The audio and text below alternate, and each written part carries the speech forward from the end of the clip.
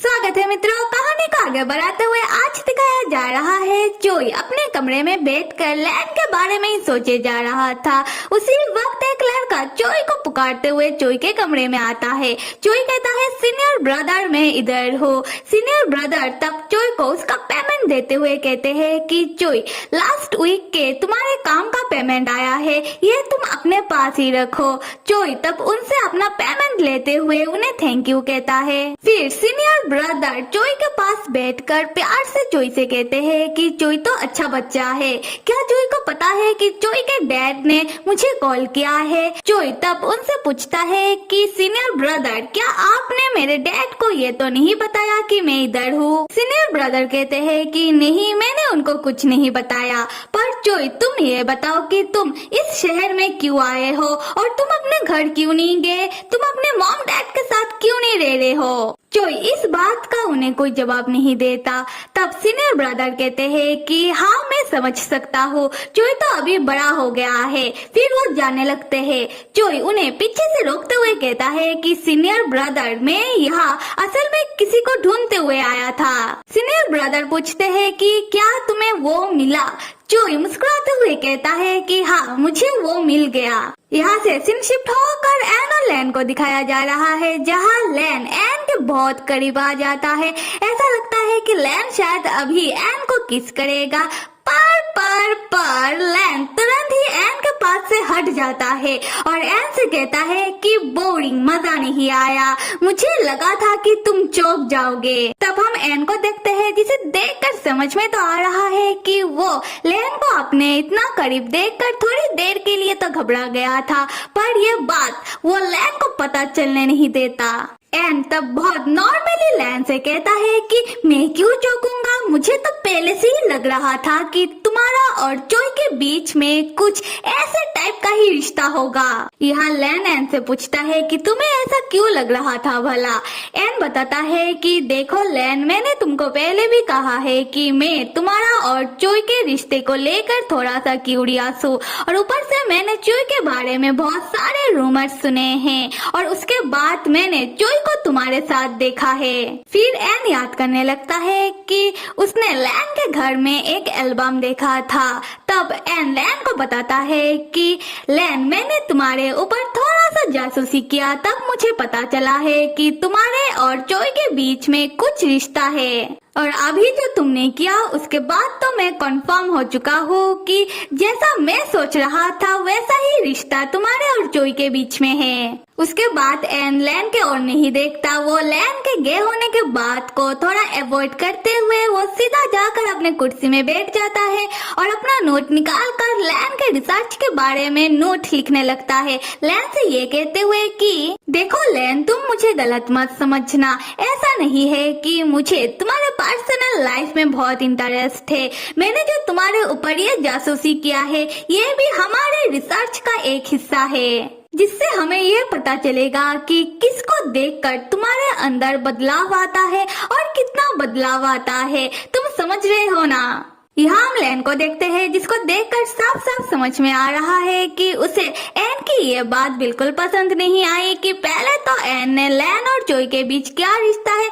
इसको लेकर जासूसी किया, और अभी एन लैन जो गे है इस बात को अवॉइड करने के लिए वो बातों को घुमा रहा है। उसके बाद लैन सीधे तरीके से एन से कहने लगता है कि एन, मैं तो तुम्हारे नजरों में पहले से ही एक मॉन्स्टर था और अभी तो शायद उससे भी गया गुजरा हो चुका हूँ। देखो, तुम तो मुझसे नजरें तक नहीं मिला रहे हो।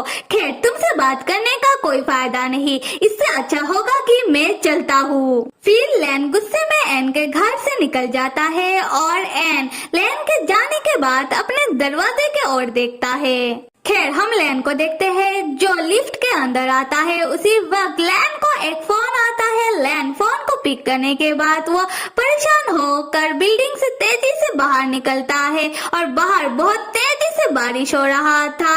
लैन बारिश में भीगते हुए पागलों की तरह अपने लिए टैक्सी ढूंढने लगता है, पर उसे एक भी टैक्सी नहीं मिल रहा था। कुछ देर बाद लैन को एक टैक्सी मिलता है। लैन ड्राइवर से कहता है कि इमरजेंसी है, उसे दूसरे टाउन जाना है। और इसके लिए लैन ड्राइवर को 300 देगा। ड्राइवर कहता है कि टाउन तो बहुत दूर है और ऊपर से बहुत तेज बारिश हो रहा है, इसके लिए ड्राइवर लैन से ज्यादा चार्ज करता है। लैन ड्राइवर को तब समझाने लगता है कि उसके पास फिलहाल तो इतना पैसा नहीं है, अगर ड्राइवर उसे टाउन लेकर चले, टाउन जाने के बाद लैन ड्राइवर को जितना चाहिए उतना पैसा दे देगा। ड्राइवर फिर भी नहीं मान रहा था। लैन ड्राइवर को समझाने लगता है कि ये इमरजेंसी सिचुएशन है, अगर इमरजेंसी नहीं होता तो लैन ड्राइवर से इतना रिक्वेस्ट नहीं करता। उसी वक्त एन भाई साहब लैन के पीछे से बारिश में भीगते हुए अपना सामान लेकर आता है और ड्राइवर को एन पैसा दे देता है। लैन एन को देखकर चौंक जाता है। एन लैन से कहता है कि ऐसे क्या देख रहे हो, तुम ही तो कह रहे थे कि इमरजेंसी है, तो चलो जाकर कार के अंदर बैठते हैं। कुछ देर बाद हम एन और लैन को देखते हैं जो कार से दूसरे टाउन आ रहे थे। एन भी लैन के साथ आ रहा था। लैन गुस्से में सोचने लगता है कि ये बेशरम लड़का मेरे साथ क्यों चल रहा है। एन तब अपने सामान में से एक पाउच निकाल कर लैन को देता है। लैन कहता है मुझे नहीं चाहिए। एन कहता है खोलो तो सही। लैन जैसे ही पाउच को खोलता है वो देखता है कि पाउच में बहुत सारे मेकअप का सामान है, जिसको देखकर लैन चौंक कर एन से कहता है ये क्या है। एन को क्या लगता है, क्या लैन को मेकअप का शौक है? ये तो लैन का मजबूरी है कि उसे इतना मेहनत बड़ा काम करना पड़ता है, वरना लोग लैन को देखकर उन्हें शक नहीं हो जाएगा।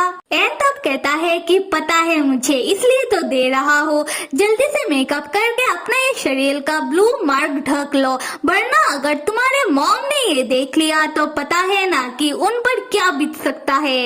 और एक बात, मुझे नहीं पता कि तुम कौन से ब्रांड का मेकअप यूज करते हो, तो मुझे सामने जो मिला मैं वो उठा ले आया, और हाँ, मैं साथ में तुम्हारे लिए तुम्हारा खाना भी लेकर आया हूँ। लैन यहाँ कुछ सोचने के बाद गुस्से में एन से पूछता है कि एन को कैसे पता कि लैन अपने मॉम से मिलने के लिए जा रहा है। एन क्या लैन के फोन को टैप कर रहा है? और लैन के इस सवाल से एन चौंक जाता है और एन इधर उधर देखते हुए लैन से कहता है कि वो तो बस गलती से एन ने लैन का बात सुन लिया था। और लैन जो भी समझ चुका है कि एन तो अभी लैन के पीछे जासूसी करता रहेगा, तो वो एन से ज्यादा सवाल नहीं पूछता बल्कि अपना मेकअप करने बैठ जाता है। एन तब लैन को मेकअप करता हुआ गौर से देखने लगता है। लैन कहता है कि एन तुम मुझे घूरना बंद करो और खबरदार अगर हंसने की कोशिश की तो मैं तुम्हारा मुंह तोड़ दूंगा। एन कहता है ठीक है, मैं नहीं हंसूंगा। उसके बाद एन अपने एकेडमी फोन करके अपने टीचर से कहने लगता है कि हेलो टीचर, लैन के घर में एक इमरजेंसी आ गया है और मैं भी लैन के साथ हूँ, तो मुझे और लैन को कुछ दिनों का लीव चाहिए और आप फिक्र मत करना, लैन की मॉम आपको फोन करके इस बारे में बता देगी। और टीचर भी एन की बात मान जाते हैं। लैन ये देखकर एन के हाथों से फोन छीनने की कोशिश करता है। एन तुरंत ही फोन रख देता है। लैन तब एन के कान के सामने आकर एन से कहता है कि एन हमेशा ऐसा क्यों करता है। एन को जो ठीक लगता है वो लैन को बिना बताए लैन के लिए डिसाइड एन कर लेता है। लैन तब एन के ऊपर चिल्लाते हुए कहता है कि लैन जैसे ही टाउन पहुंच जाएगा, एन अपना पैसा लेकर इसी टैक्सी से अपने घर चला जाए, उसे लैन के साथ लीव लेने की कोई जरूरत नहीं है। एन मुस्कुराते हुए कहता है कि अगर ऐसी बात है तो लैन एन को लैन और उसका आने और जाने का भाड़ा पे करना होगा, और ऐसे भी एन अपने साथ अपना सामान लेकर आया है और एन एक आजाद देश का नागरिक है, तो एन की मर्जी, एन को जहाँ जाना है वो जा सकता है। फिलहाल एन को लैन के घर जाना है तो एन लैन के साथ आ रहा है। लैन कहता है एन क्या बेवकूफ है या वो जानबूझकर बेवकूफों की तरह बातें कर रहा है। अभी एन और लैन दूसरे टाउन आ गए हैं और हॉस्पिटल का सीन दिखाया जा रहा है, जहां लैन हॉस्पिटल के कमरे के अंदर दौड़कर आकर अपनी मॉम से पूछने लगता है कि मॉम अभी ग्रैंड माँ का तबीयत कैसा है। और यहाँ हम लैन के मॉम को देखते हैं और साथ में लैन की ग्रैंड माँ जिनका तबीयत ठीक नहीं है, वो हॉस्पिटल के बेड में बैठी हुई है। लैन की ग्रैंड माँ लैन को देखकर कहती है कि चिल्ला क्यों रहे हो, ये हॉस्पिटल है, तुम्हारा पापा का घर नहीं, और मैं ठीक हूँ। लैन तब चौंक कर उनके पास जाकर उनके ऊपर गुस्सा करते हुए कहता है कि ग्रैंड माँ आप तो बेहोश थी और मॉम ने तो फोन पर कहा था कि इमरजेंसी सिचुएशन है। ग्रैंड माँ कहती है कि अगर तुम्हारी मॉम तुमसे ये नहीं कहती तो तुम भागते हुए हमारे पास कैसे आते, और बताओ कि 3 महीने से तुम कहाँ हो, तुम घर क्यों नहीं आ रहे हो। लैन कहता है यह सब छोड़िए और आप बताइए कि आप बीमार कैसे हुई, ये ज्यादा खाने के वजह से हुआ ना।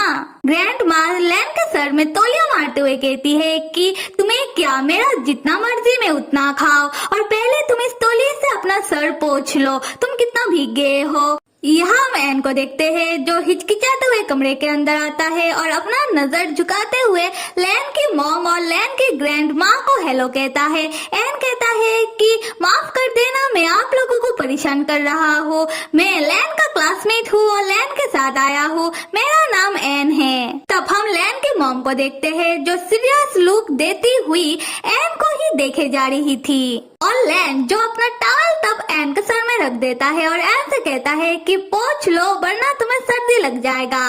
फिर लैन अपनी मॉम से कहता है कि मॉम ये एन है, हम एक ही क्लास में पढ़ते हैं और एन मुझे यहाँ लेकर आया है। यहाँ हम लैन की ग्रैंड माँ को देखते हैं जो एन को देखकर बहुत खुश होती है। वो एन से कहती है कि कितना सोना मुंडा है, देखकर ही पता चल रहा है कि मेरे गधे जैसे लैन से तो कहीं गुना अच्छा है। उसके बाद लैन की मॉम लैन और एन से कहती है कि बैठो।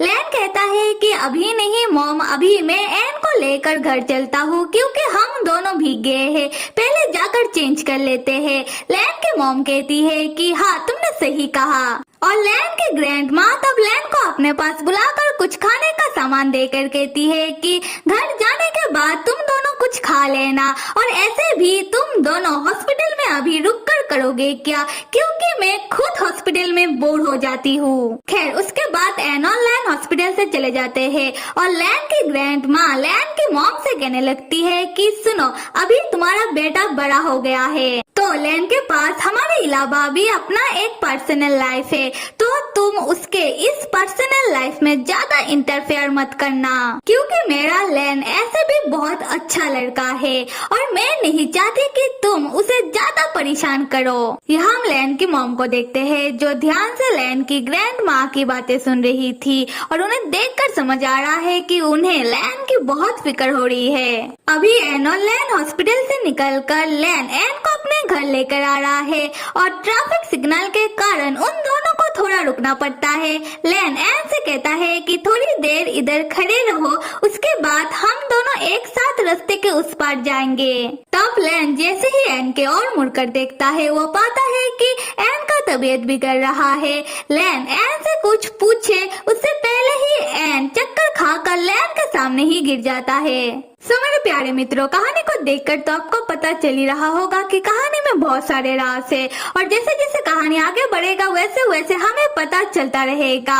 और फिलहाल तो हम सिर्फ अनुमान लगा सकते हैं कि कहानी में हो क्या रहा है, कहानी में कौन कर क्या रहा है और कहानी में आगे हो क्या सकता है। और तब तक आप सब लाइक, सब्सक्राइब और कमेंट करना तो बिल्कुल भी मत भूलिएगा। Till then stay with me and see you.